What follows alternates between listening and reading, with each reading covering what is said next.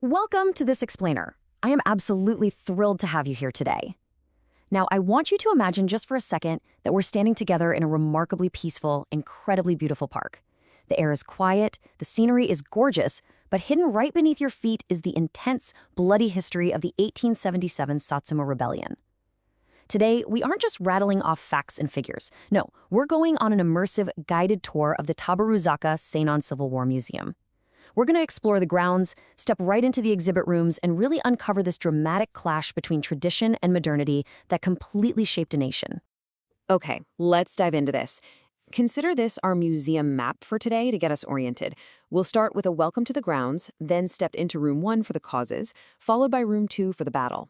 After that, we'll check out the artifact collection, and finally, the battle-scarred storehouse. Section 1. Welcome to the museum, exploring the grounds.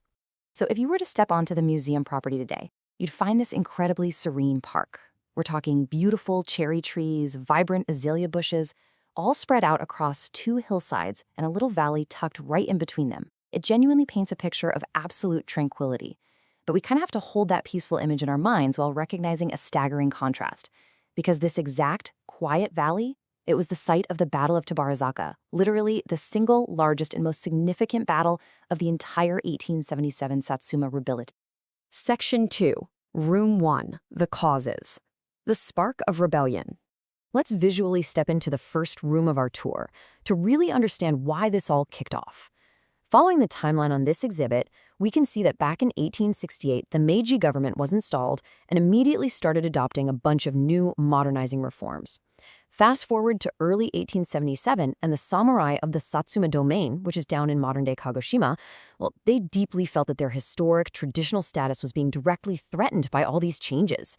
And looking at this impartially, it's a very classic historical friction, right? You have a centralizing government implementing brand new systems and a traditional warrior class watching their established way of life just slip away. This friction eventually hit a boiling point in 1877 when these samurai decided enough is enough and they marched on Tokyo. Now, you might be wondering, did they just march straight there? Well, actually, what's really interesting is what happened on the way. The samurai stopped to lay siege to Kumamoto Castle, which was garrisoned by forces loyal to the Meiji government. And why is this specific siege so absolutely critical to our tour today? Because if the government lost that castle, it would have sent a glaringly clear message of weakness. It had the very real potential to take what was essentially a local uprising and blow it up into a massive national civil war.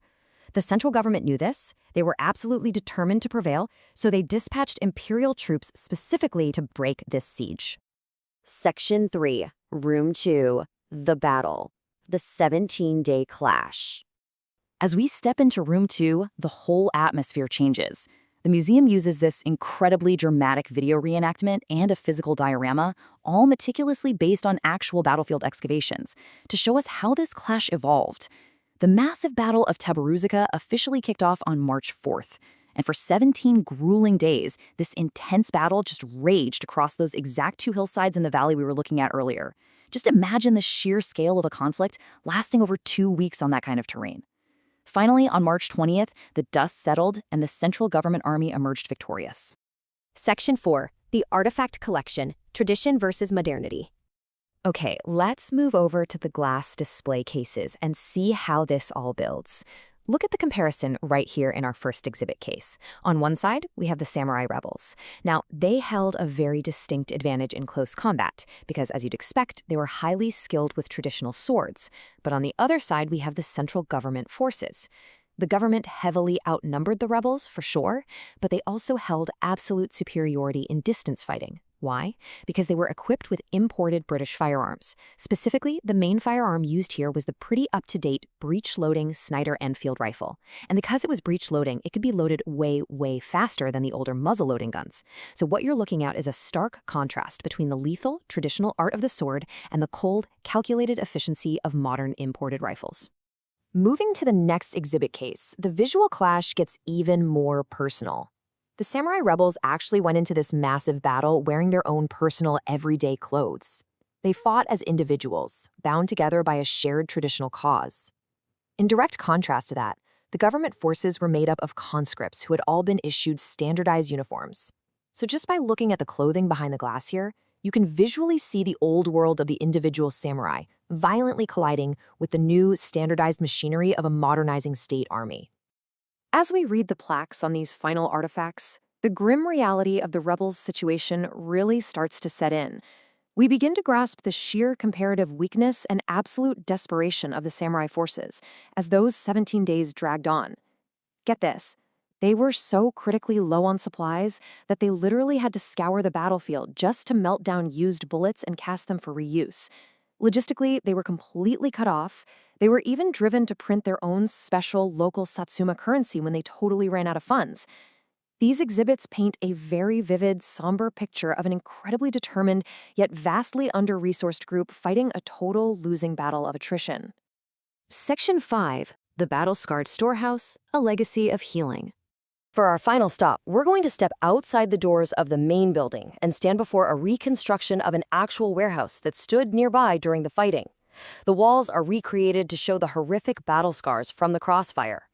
But, and this brilliantly illustrates the point, the museum uses this battered building to show the silver lining of such a horrific conflict. You see, the massive devastation and the remarkably high casualties of the Satsuma Rebellion deeply, deeply affected people. It actually inspired a man named Count Sano Tsunetami to take action. He looked at the immense tragedy of the Civil War and responded by setting up the Hakuyeisha Philanthropic Society. This organization, born directly from the bloodshed of the rebellion we've been exploring, later evolved into what we know today as the Japanese Red Cross. So, out of massive destruction, a lasting legacy of incredible humanitarian healing was actually born. As we exit the museum and conclude our tour today, I want to leave you with one final thought. We've walked past the peaceful cherry trees, we've explored the causes, that grueling 17-day battle, the clash of swords and modern rifles, and the incredible birth of the Japanese Red Cross. It really begs the question, is the heavy tragic toll of civil war an unavoidable cost of a nation's leap into modernization? I hope this visual journey through the Tabaruzaka Seinan Civil War Museum has given you a much clearer, deeper understanding of this truly pivotal moment in history. Thank you so much for joining me on this explainer, and as always, keep asking those big questions.